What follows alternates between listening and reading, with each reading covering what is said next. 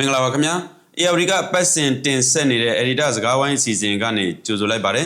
်ဒီတစ်ပတ်မှာတော့စစ်ထောက်လန်းရေးဟောင်းတွေရဲ့တရုတ်ခီးစဉ်နဲ့ Julie Bishop ဆိုတဲ့ခေါင်းစဉ်နဲ့ကျွန်တော်တို့ဆွေးနွေးသုံးသပ်သွားကြမှာဖြစ်ပါတယ်ကျွန်တော်ကတော့ ARD မြန်မာပိုင်း Editor ကျော်ခပါကျွန်တော်နဲ့အတူတူဆွေးနွေးမဲ့သူကတော့ ARD ရဲ့ Editor ချုပ်ကိုအောင်စောဖြစ်ပါတယ်ကောင်းသောမင်္ဂလာပါမင်္ဂလာပါကိုကျော်ကဟုတ်ကဲ့ဒီအာနာသိန်းခေါင်းဆောင်ဗိုလ်ချုပ်မှုကြီးမင်းအောင်လှိုင်ရဲ့တရုတ်ခီးစဉ်မတိုင်ခင်မှာလာဒီအရင်စစ်ထောက်လန်းရေးဟောင်းတွေဖြစ်ကြတယ်လားဗိုလ်မှူးချုပ်ဟောင်းဦးသိန်းဆွေဗိုလ်မှူးကြီးဟောင်းဦးလှမင်းတို့ဦးဆောင်တဲ့အဖွဲ့ဟာလာတရုတ်ကိုတွားခဲ့ကြတာကျွန်တော်တွေ့ရတယ်ဒီကနည်းနည်းလေးဒီတစ်ပတ်မှာတော့ထူးခြားတာလို့မြင်ရပါတယ်ဆိုတော့ဒီခီးစဉ်ဘာကြောင့်ဖြစ်လာလဲဒီခီးစဉ်ပေါ်ဘယ်လိုမြင်လဲပေါ့ဒါနဲ့ပတ်သက်ပြီးကျွန်တော်ဆက်ဆွေးနွေးပေးပါအောင်ဗိုလ်မှူးချုပ်ဟောင်းနဲ့ဗိုလ်မှူးကြီးဟောင်းပေါ့ဗျာဦးသိန်းဆွေနဲ့ဦးလှမင်းပါအခုဆိုရင်ဟုတ်တယ်မလားအရင်တော့မြန်မာနိုင်ငံမှာရှိတဲ့ထောက်လန်းရေးဖိမိတုံကိုကြောက်ရတဲ့ထောက်လန်းရေးကိုဗိုလ်ချုပ်ကြီးခင်ညွန့်လက်အောက်မှာကောင်းကောင်း brand ခဲ့တဲ့သူတွေထိန်းချောင်းခဲ့တဲ့သူတွေပေါ့သူတို့ပြန်ခေါ်ပြီးတော့အခုအချိန်မှာစစ်ကောင်စီကနေတုံးချတယ်လို့ကျွန်တော်တို့နားလည်ထားတယ်ဆိုတော့ဒီပီကင်းခီးစဉ်ဖြစ်တဲ့အော်တိုဘာလ29ရက်နေ့မှာအရင်တော့ထောက်လန်းရေးမှုအောင်2ယောက်နဲ့2ယောက်ကပြီးတော့ပီကင်းမှာခြေဆိုင်တဲ့ think tank အုပ်စု2စုနဲ့တွေ့တယ်ဆိုပြီးတော့ဒီနေ့တက်လာတွေ့ရတယ်ဓာတ်ပုံတွေလည်းကျွန်တော်တွေ့ရပါတယ်ဆိုတော့ဒီတိုက်ဆိုင်မှုကဘာလဲဆိုတော့ဗိုလ်ချုပ်မှုကြီးမင်းအောင်လှိုင်ရဲ့ခီးစဉ်ရှိတယ်တရုတ်ပြည်သွားမယ်ဒါပေမဲ့တရုတ်ပြည်သွားပေမဲ့ GMS အစည်းအဝေးကိုသွားတာဖြစ်ခုမင်းကိုသွားတာဖြစ်ပါတယ်ဒါပေမဲ့အဲ့မတိုင်ခင်မှာဒီ think tank ပေါ့မြန်မာပြည် think tank ခေါ်တယ်အဲ့ think tank ကလည်းခုနကိုကျော်ကအံ့ဩလိမ့်မယ်ဘာကြောင့် Paragon Institute လို့ခေါ်တဲ့အဖွဲ့အဲ့ဒီအဖွဲ့ကလည်းဘယ်သူမှမသိတဲ့အဖွဲ့အဲ့ဒီအဖွဲ့ကနေပြီးတော့တွားပြီးတော့တရုတ်မှာရှိတဲ့ think tank အုပ်စုတွေနဲ့တွေ့တယ်မြန်မာပြည်မှာရှိတဲ့အခုဖြစ်နေတဲ့ internet security လို့ခေါ်တဲ့ပြည်တွင်းလုံခြုံရေးကိစ္စဒါတွေကိုဆွေးနွေးတယ်လို့ official Facebook page မှာတော့ကျွန်တော်တွေ့ရတယ်ဒါပေမဲ့ဒီတက်ထူးခြားတာကျွန်တော်နားလည်ထားတာတော့ဒီခင်းစဉ်တကူလုံးအစီအစဉ်ပေးတာ finance ရာပေးတာကတော့ဒီခုလက်ရှိစစ်ကောင်စီရဲ့ထောင်လိုင်းဌာနကနေပေးတယ် green light လို့ခေါ်တဲ့မီးစိမ်းပြတာလဲစစ်ကောင်စီကပဲမီးစိမ်းပြလို့သွားတာဖြစ်တယ်တဘောကတော့စစ်ကောင်စီရဲ့သဘောတူညီချက်နဲ့ခွင့်ပြုချက်နဲ့ဒီခီးစဉ်ကိုသွားခဲ့တာဖြစ်တယ်ဒီခီးစဉ်ကလည်းခုနမေးခဲ့သလိုပဲဗိုလ်ချုပ်မှုကြီးမင်းအောင်လှိုင်ရဲ့ခီးစဉ်မတိုင်ခင်မှာအကြိုသွားပေးတဲ့ခီးစဉ်ဖြစ်တယ်ဆိုတော့ဒီကိစ္စမှာခုနပြော internet security ကိစ္စတွေပြင်လက်ရှိစစ်ကောင်စီကြုံနေရတဲ့ဘေးကျနှက်ချက်ဖြစ်နေတဲ့မြောက်ပိုင်းကိစ္စတွေဒါတွေကိုလည်းမြောက်ပိုင်းဆိုမြောက်ပိုင်းမှာဖြစ်နေတဲ့တိုင်းရင်းသားရှမ်းပြည်နယ်အရှေ့မြောက်ပိုင်းမှာအခုကြုံနေရတဲ့တိုက်ပွဲတွေ ceasefire လုပ်ချင်တဲ့ကိစ္စတွေတရုတ်ကဖိအားတွေနဲ့ပတ်သက်ပြီးတော့ဆွေးနွေးဖို့အတွက်သွားတာလို့ကျွန်တော်သုံးသပ်လို့ရတယ်ဒါအပြင်ဒီတရုတ်ပြည်ရှိတဲ့ think tank ဆိုတဲ့အုပ်စုကလည်းတရုတ်အစိုးရနေပြီးတော့ပုံမှန် sponsor ပေးတဲ့တရုတ်အစိုးရရဲ့ policy တွေကိုပြန်ပြီးတော့ထင်ဟပ်ပေးရတဲ့အဖွဲ့အစည်းတွေပဲဖြစ်တယ်ဆိုတော့ကျွန်တော်တွေ့ရဖြစ်ပါတယ်ဆိုတော့ဒီထောက်လိုင်းရေးအဖွဲ့ကပြောရမယ်ဆိုလို့ရှိရင်လားဒီတစ်ချိန်ကဒီဒေါ်ဆန်းစုကြည်ပါဝင်ဒီမိုကရေစီနဲ့အတိုက်ခံအင်အားစုတွေကိ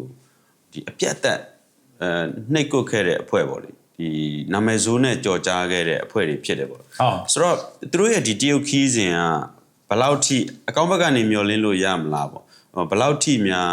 းဒီမျှော်လင့်လို့ရနိုင်ခြင်းရှိလဲကျွန်တော်တို့အကောင့်ဘက်ကမျှော်လင့်လို့ရမယ်လို့မထင်ပါဘူးဒါပေမဲ့ဒီတက်ပို့ပြီးတော့အရင်တော့လက်ဟောင်းတို့ပြန်သုံးတဲ့အတွက်ကြောင့်အရင်တော့နီးနာတို့ပြန်ပြီးထုတ်သုံးလာနိုင်တာပေါ့ဘာကြောင့်လဲဆိုဗိုလ်ချုပ်ကြီးခင်ညိုရဲ့လက်ထက်မှာအဲ့တော့ MI လို့ခေါ်တယ်နောက်ပိုင်း DDSI လို့ခေါ်တယ် MI လို့ခေါ်တယ်ဆိုတာ military intelligence ကိုပြောတာအဲ့တော့ DDSI ဆိုရှိတယ်ပြီးတော့ OCMI ဆိုပေါ်လာတယ်အဲ့ဒီကာလတစ်ချောင်းလုံးမှာတော့ဒီမြောက်ပိုင်းမှာရှိတဲ့အဖွဲ့တွေအဲ့တော့ BCP CPB ပေါ့လေနောက်ပိုင်းမှာတော့ဖြစ်လာတာတော့ဝကိုကန်မိုင်းလာအဲ့ဒီအုပ်စုတွေကိုဖြစ်လာတဲ့အထိ ceasefire လုပ်ပေးခဲ့တာဦးစီးလုပ်ခဲ့တာဗိုလ်ချုပ်ကြီးခင်ညွန့်ဖြစ်တယ်အဲ့ဒီဒေသတွေကအဲ့ဒီချိန်ကစပြီးကိုယ်ပိုင်အုပ်ချုပ်ခွင့်ဒေသတွေဖြစ်ခဲ့တယ်ပြီးတော့ဘိန်းမောင်ကိုလုပ်ခွင့်ဒီအကုန်လုံးလည်းချပေးခဲ့တယ်ပြီးတော့ဆက်ဆံရေးကောင်းကောင်းဟလာဆက်ဆံရေးဆိုတာအဲ့တော့မြန်မာစစ်အစိုးရနဲ့အဲ့ဒီအဖွဲ့တွေကြားမှာလည်းထူးသဖြင့်ဗိုလ်ချုပ်ကြီးခင်ညွန့်နဲ့ကြားမှာလည်းဆက်ဆံရေးအကြီးကျယ်တိစောက်နိုင်ခဲ့တာတွေ့ရတယ်အဲ့ဒါနံပါတ်1ချက်သူတို့ရခဲ့တဲ့အမှတ်ပေါ့နံပါတ်2ကတော့ပူကျော်ကပြောခဲ့သလိုပဲပြည်မမှာရှိတဲ့အတိုက်ခံအုပ်စုတွေကိုကောင်းကောင်းခေါင်းမထူနိုင်အောင်ကောင်းကောင်းနှိတ်ကိုဖန်စီနှိတ်ကိုနိုင်ခဲ့တယ်နိုင်ငံရေးအကျဉ်းသားတွေကိုလည်းစစ်ကြောရေးကမ်းမှာသူတို့ကအသေးချာဖန်စီနှိတ်ဆက်ညှဉ်းပန်းတရင်ယူတာတွေကိုသူတို့လုံနိုင်ခဲ့တယ်အဲ့ဒါတော့ဗိုလ်ချုပ်ကြီးခင်ညွန့်ရဲ့အဖွဲ့ရဲ့လှုပ်ဆောင်ချက်တွေပဲခုနပြောသွားတဲ့ဦးသိန်းဆွေတွေဦးလာမင်းတို့ဆိုတာကအဲ့အချိန်မှာတကယ်ကို ဗိုလ်ချုပ်ကြီးခင်ညွန့်အားကိုးရတဲ့ဘယ်လည်းယုံညာလည်းယုံနေဖြစ်နေတာကိုကျွန်တော်တို့တွေ့ရတာဖြစ်ပါတယ်ဆိုတော့သူ့အပြင်ဟာဗိုလ်ချုပ်ကျော်ဝင်းတို့ဗိုလ်ချုပ်ကျော်သိန်းတို့ဆိုတာရှိပါတယ်ဒီဗိုလ်ချုပ်ခင်အောင်တို့အဲ့ဒီအဖွဲ့တွေအကုန်လုံးကတကယ်ကိုဒီစစ်ဆိုရရန်နေရာယူကောင်းကောင်းလက်ပတ်နိုင်ဖို့အတွက်မြန်မာပြည်ကို police state လို့နိုင်ငံတကာရေးရလောက်တကယ် effective ဖြစ်တဲ့လူတွေရောဒီအတိုက်ခံတွေရောကောင်းကောင်းရင်ဝင်းပြည်ပြောင်းလုပ်ပေးခဲ့တဲ့ဖွဲ့စည်းတစ်ခုလို့ကျွန်တော်သုံးသပ်လို့ရပါတယ်။သူတို့ရဲ့ခေါင်းဆောင်ဖြစ်တဲ့ဒီဗိုလ်ချုပ်ကြီးခင်ညွန့်ကတော့ဒီကျွန်တော်ကြားရတော့ဟာအတိတ်မြေယောဂဖြစ်နေတယ်လို့ကြားတယ်။ဆိုတော့သဘောကတော့အခုဒီစစ်ထောက်လိုင်းဟောင်းတွေပြန်ပေါ်လာတဲ့အခြေအနေဟာစစ်တပ်ကသူတို့ပြန်သုံးပြီလို့ပြောလို့ရမလား။ရတာပေါ့ကျွန်တော်တို့2021-2022မှာမှတ်မိမယ်ဆိုရင် AR ကနေပြီးတော့ဗိုလ်ချုပ်ဟောင်းသိန်းဆွေပါဝင်ထိပ်ပိုင်းထောင်လိုင်းကလူတွေကိုပြန်ပြီးစသုံးနေပြီဆိုပြီးတော့ AR ရပဲ2021-2022မှာစပြီးရေးခဲ့ပူပါတယ်ဆိုတော့ဒီအခုချိန်မှာစစ်ကောင်စီအနေနဲ့ဘေးကျနဲ့ကြုံနေတဲ့ချိန်နိုင်ငံတကာပြန်ပြီးထိုးဖောက်ဖို့စ조사နေတဲ့အချိန်အင်ဂျင်နိုင်ငံတွေနဲ့ပြန်ပြီးဆက်ဆံရေးသူထူထောင်ဖို့စ조사နေတဲ့အချိန်ပေါ့လေနောက်တစ်ခုကဒီချိန်မှာမိစာကုံရေခမ်းပြည့်နေတဲ့အချိန်လို့လည်းပြောလို့ရပါတယ်အခုနောက်ပိုင်းတက်ချုပ်ကြီးလို့ပြောတယ်ဒါပေမဲ့ဒီဘက်ကမီဒီယာတွေကတက်ပြုတ်ကြီးလို့ခေါ်နေတဲ့ဘဝပေါ့နော်ဆိုတော့ဒီချိန်မှာဒီလိုအရင်တော့တကယ်တိုင်းပြည်ကို effective ဖြစ်နေတေချာဖိနှိပ်ခဲ့တဲ့အုပ်စုနိုင်ငံတကာနဲ့လည်းဆက်ဆံရေးပြန်ပြီးထူထောင်နိုင်ခဲ့တဲ့အုပ်စုအဲ့ဒီအုပ်စုပြန်သုံးနေလို့ကျွန်တော်တို့ပြောချင်ပါတယ်အခုဒီတရုတ်သွားတဲ့ပုံကိုယ်တွေဆိုတာလည်းတစ်ချိန်တော့ဟာဒီစစ်ထောက်လိုင်းလောကမှာနာမည်ဆိုးထွက်ခဲ့တဲ့ပုံကိုယ်တွေပါပဲဆိုတော့သူတို့ခေတ်တုန်းကဆိုလို့ရှိရင်လည်းဟာဒီနိုင်ငံတော်ရဲ့တိုင်ပင်ခံပုံကိုယ်ပေါ့အခုတော့အရင်တော့ဒေါန်ဆန်းစုကြည်ပေါ့လေဒေါန်ဆန်းစုကြည်ခေါင်းဆောင်ဒေါန်ဆန်းစုကြည်ကိုလည်းတကယ်ကိုအပြတ်အသတ်နှိပ်ကွက်ခဲ့တဲ့ဒီတာရကတွေရှိခဲ့ဘူးလားပေါ့လေဟုတ်ကဲ့အနှိပ်ကွက်တာတစ်ပိုင်းပေါ့နော်အဲ့ဒီတော့နိုင်ငံတကာလက်ခံခဲ့တဲ့ဒေါန်ဆန်းစုကြည်တိုက်ခံခေါင်းဆောင်ဟလာနိုဘယ်ငြိမ်းချမ်းရေးဆုရှင်ဒေါန်ဆန်းစုကြည်ကိုကင်တွယ်တဲ့ခါမှာလဲသူကအဖော့နဲ့အဖိနဲ့ကင်တွယ်ခဲ့တာကျွန်တော်တို့တွေ့ရတယ်ဥပမာပြောမယ်ဆိုတော့ဟိုရန်ကုန် US Congressman Bill Richardson ပေးတွေ့တာမျိုးပေါ့1994ခုနှစ်မှာပြီးတော့ UN Special Envoy နေရှိခဲ့ဘူးတဲ့ Razali Smell တို့ Gambari တို့သူတို့တွေအကုန်လုံးလည်းဖွင့်လိုက်ပိတ်လိုက်နဲ့ဒေါန်ဆန်းစုကြည်နဲ့ပေးတွေ့ပြီးလူတွေစိတ်ထဲမှာနိုင်ငံတကာရဲ့စိတ်ထဲမှာဒါတစ်ခုတော့ဖြစ်တော့မယ် dialogue တွေဖြစ်နေပြီဆိုတာမျိုးကိုဒါမျိုးတွေကို psychological warfare ရော media ရောအပြင်ရောအပြင်ရောအသုံးချပြီးပြောနိုင်တာ game play တယ်ပေါ့သူတို့ကဒီဟာကိုကောင်းကောင်းကစားနိုင်ခဲ့တဲ့အုပ်စုတစုလို့ကျွန်တော်တို့ပြောလို့ရပါတယ်ဆိုတော့နိုင်ငံတကာကိုသူတို့ကမြန်မာပြည်ပွင့်သွားနိုင်တယ်ချိန်ထဲမှာဒေါန်ဆန်းစုကြည်နဲ့သူတို့ညှိနေပါတယ်ဆိုတော့အသံမျိုးတွေကိုကောင်းကောင်းထုတ်နိုင်ခဲ့တဲ့အသုံးချနိုင်ခဲ့တဲ့သူတွေလို့ပြောလို့ရပါတယ်ဒီတိုက်ပညာမှာတော်တော်ကျွမ်းကျင်တဲ့သူတွေလို့ပြောလို့ရပါတယ်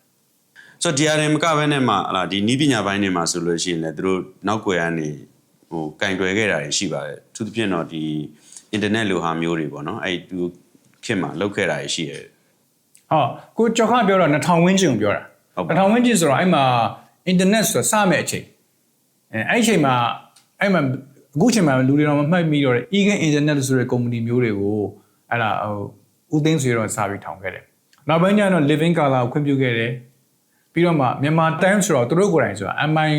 ဗိုလ်ချုပ်ကြီးခင်ညွန့်ရဲ့ခွင့်ပြုချက်နဲ့ကိုထုတ်ခဲ့တာမျိုးကိုကျွန်တော်တွေ့ရအဲ့ဒီချိန်မှာ publisher တို့လုပ်ခဲ့တာကတော့ဦးသိန်းဆွေကိုယ်တိုင်လုပ်ခဲ့တာမျိုးတွေ့ရတယ်ပေါ့လေဒါဆိုသူတို့နိုင်ငံတကာမီဒီယာကိုထိုးဖောက်ဖို့အတွက်ရောပြည်တွင်းမှာရှိတဲ့မီဒီယာတွေ space တစ်ခုပေးပြီးတော့ထိုးဖောက်တဲ့အခါမှာရော internet ကိုသူတို့ထိန်းချုပ်ဖို့ကြိုးစားတဲ့အခါမှာရောပေါ့နော်အဲ့ဒီခုန Eagle Internet ပြီးတော့ဘာထောင်ခဲ့လဲဆိုတော့ကျွန်တော်တို့အားလုံးသိတဲ့ Beacon Cyber Attack ဆိုတော့ဒါတွေကိုထောင်ခဲ့ပြီးတော့ဒီပြည်တွင်းပြည်ပမှာ information ကိုသူတို့စပြီးထိန်းချုပ်ဖို့ကြိုးစားတာဒီလောက်ထိရှေ့ပြေးနိုင်အောင်သူတို့စဉ်းစားနိုင်တယ်လို့ကျွန်တော်တို့ပြောလို့ရတယ်။ဘာကြောင့်လဲဆိုတော့သူတို့ကိုယ်တိုင်ကလည်းဒါတွေနဲ့ပတ်သက် strategic thinking ကမဟာဗျူဟာကျတဲ့ဟလာခြေလမ်းတွေအတွေးခေါ်တွေဒီအုပ်စုမှာရှိတယ်အဲ့လိုအုံတော်မျိုးဒီအုပ်စုမှာရှိတယ်လို့ကျွန်တော်တို့ပြောလို့ရပါတယ်။ဆိုတော့ပြောချင်တာကအဲ့ဒီ media အုပ်စုဆိုတာလည်းနောက်ဆုံးပိတ်ကြတော့ဒီထောင်လိုင်းအုပ်စုကြီးရဲ့အားလုံးဖိမိန်တော်ကြောက်ရတဲ့ထောင်လိုင်းအုပ်စုကြီးရဲ့ empire ထဲမှာပါတဲ့ပေါင်းလေးတွေဖြစ်သွားတာပေါ့ကစားကွက်ထဲမှာပါတဲ့လူတွေပါလို့ကျွန်တော်တို့ပြောလို့ရပါတယ်တကယ်တော့အခုမှပြန်ပေါ်လာခဲ့ကြတာပေါ့လေဒီစစ်ထောက်လိုင်းအုပ်စုက2004မှာသူတို့ကျမစိုးဝင်သွားကြတာ2004မှာတော့ခေါင်းဆောင်ကြီးဖြစ်တဲ့ဗိုလ်ချုပ်ခင်ညွန့်ကိုယ်တိုင်ဖန်ခံရတဲ့ထဲမှာဒီခုနဦးသိန်းဆွေတို့ကိုယ်တိုင်လည်းပါသွားခဲ့ကြတာဆိုတော့ဒီဇက်လန်လည်းနည်းနည်းချိတ်ပြောဖို့လိုမှတင်ပါဟုတ်တယ်သူတို့ဘယ်လိုနေထိတန်ခဲ့တယ်လဲပေါ့ဘယ်လိုနေကုန်းချုပ်ခဲ့တယ်လဲပေါ့နော်တော့နာဝတာနာဖာလက်တက်မှာအခုနကျွန်တော်ပြောတဲ့ DDSI ပြီးတော့ OCMI ပေါ့ အဲ့ဒီအဖွဲ့တွေကခြေလန်းလဲကျဲတယ်လက်တံလဲရှိတယ်ပြည်ရင်းမှာရောပြည်ပမှာရောတော့နိုင်ငံရေးရောစီးပွားရေးရောဟာလာပြီးတော့နိုင်ငံတကာဆက်ဆံရေးရောနိုင်ငံဆက်ဆံရေးလို့ပြောတဲ့အခါမှာလဲပြည်မြန်မာပြည်နဲ့ပတ်ဝန်းကျင်မှာရှိတဲ့အာဆီယံနဲ့ဆက်ဆံရေးအတော်အောင်မြင်လုပ်နိုင်ခဲ့တာတွေ့ရတယ်ဗိုလ်ချုပ်ကြီးခင်ညွန့်လက်ထက်မှာနောက်ပြီးတော့တရုတ်နဲ့ဆက်ဆံရေးအမြဲအောင်မြင်ခဲ့တယ်လို့ကျွန်တော်ပြောလို့ရတယ်ဟလာပြီးတော့အနောက်နိုင်ငံနဲ့ဆက်ဆံရေးအဲ့ချိန်မှာမြန်မာပြည်ကိုအတင်းဒေါ်ဆန်းစုကြည်လွတ်မြောက်ရေးနဲ့ဆန်ရှင်တွေပိတ်နေတဲ့အချိန်မှာအနောက်နိုင်ငံနဲ့ဆက်ဆံရေးနဲ့ UN ဆက်ဆံရေးတွေမှာလည်းသူကကောင်းကောင်းဒီဖက်ချက်ကိုကစားနိုင်နေတာအဖို့အဖိဟလာအပိတ်ဖွင့်တယ်သူတို့ကောင်းကောင်းကစားနိုင်တယ်အဲ့ဒါကဗိုလ်ချုပ်ကြီးခင်ညွန့် MI အုပ်စုရဲ့အားသာချက်ပဲခြေလမ်းနေပဲအဲ့ဒါတွေကကကြီးမလုံးနိုင်တဲ့ခြေလမ်းနေပေါ့နော်အဲ့ဒါတွေကိုသူတို့ကောင်းကောင်းကစားနိုင်နေတာကျွန်တော်တို့တွေ့ရတာဖြစ်တယ်အဲ့ဒါကြောင့်အရန်ကိုအာဏာတကူကြည့်လာတဲ့အခါကျတော့ state within the state ကိုပြောခါတာအိမ်ကြီးထဲမှာအိမ်ငယ်စောက်တဲ့အဆင့်ဖြစ်လာတယ်အန်ဒီကြီးလာတယ်အန်ဒီကြီးလာဗိုလ်ချုပ်ကြီးကြီးတဲ့အုပ်စုတွေရောဗိုလ်ချုပ်မူကြီးတန်းရွှေတို့အုပ်စုတွေပါဗိုလ်ချုပ်မူကြီးမောင်အေးတို့အတွက်ပါအန်ဒီကြီးတဲ့ဟာဖြစ်လာတယ်ဆိုတော့ဟာမှာနောက်ဆုံးပိတ်ကြသူ့ကိုရှင်းထုတ်ဖို့သူတို့စ조사ခဲ့ရတာဖြစ်တာပေါ့နော်ဆိုတော့2004မှာဖန်ခံရတယ်သူတို့အဲ့ချိန်မှာလည်းနိုင်ငံရေးကျင်းသားတွေနဲ့အတူသူတို့ခန်းနေရှယ်ပြီးနေခဲ့ရမျိုးတွေတိုက်ပိတ်ပြီးခံခဲ့ရမျိုးတွေကျွန်တော်တို့တွေ့ရတယ်ပေါ့လေဝစ်ဆိုတာချက်ချင်းပဲလက်တက်တယ်ဆိုတဲ့စကားတကယ်အမှန်ပဲသူတို့ကတစ်ချိန်လုံးကဒီတွေကိုထောင်ချခဲ့တယ်တက်နေကုတ်ခဲ့တဲ့သူတွေသူတို့ကိုယ်တိုင်နောက်ဆုံးထောင်ထဲရောက်သွားတယ်ဟုတ်တယ်အဲ့တော့အခု2017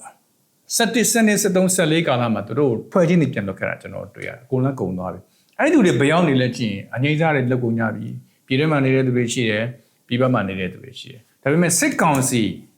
အာဏာပြန်သိမ်းပြီးတဲ့အချိန်မှာတော့သူတို့မှဒီလိုအုံတော်မျိုးတွေလိုတယ်ပြည်တွင်းမှာဖြစ်နေတဲ့ကိစ္စတွေနိုင်ငံတကာနဲ့ကြုံနေတဲ့ကိစ္စတွေ isolate ဖြစ်နေတဲ့ကိစ္စတွေသူတို့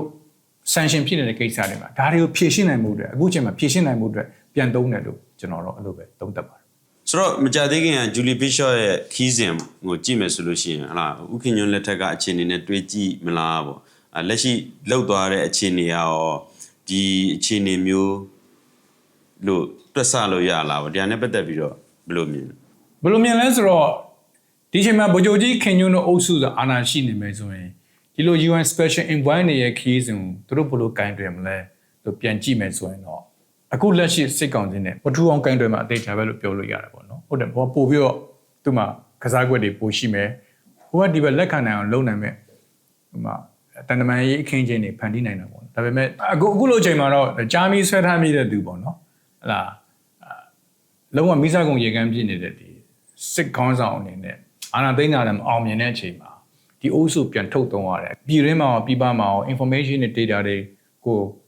စုဆောင်းရှာဖွေတဲ့အခါမှာထောက်လှမ်းတဲ့အခါမှာဘန်ကောက်မှာရောထိုင်းနိုင်ငံမှာရေ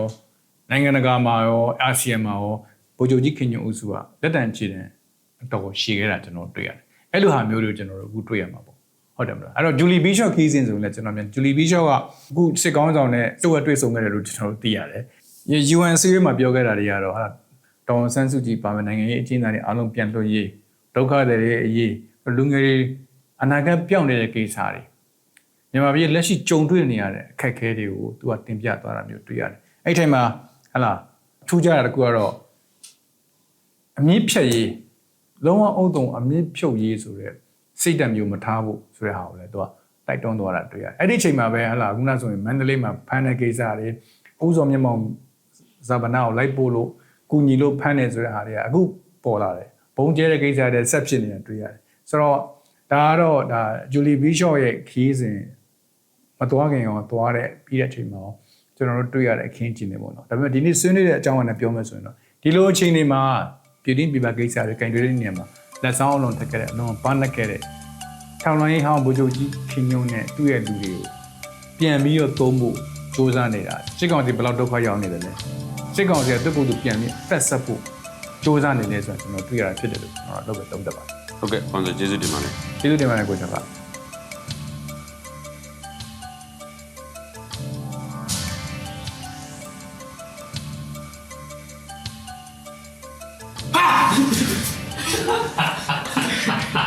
်ဒီနဲ့အားမလို့ဒီတည်းကမကြောက်ပါဘူးကြီးရတယ်တည်း ရှင်မမင်းပေါ်ကားတယ်မင်းအောင်လို့ ဟုတ်တယ်ကြည့်ပြော မင်းအောင်လို့ပေါ်ကားတယ် ဒီကလေးကတို့ကြည့်မယ်နော်ဒီကလေးကအသိမီရအောင်သူကနောက်လို့ရတယ်ဟိုကတရေကြီးနေစား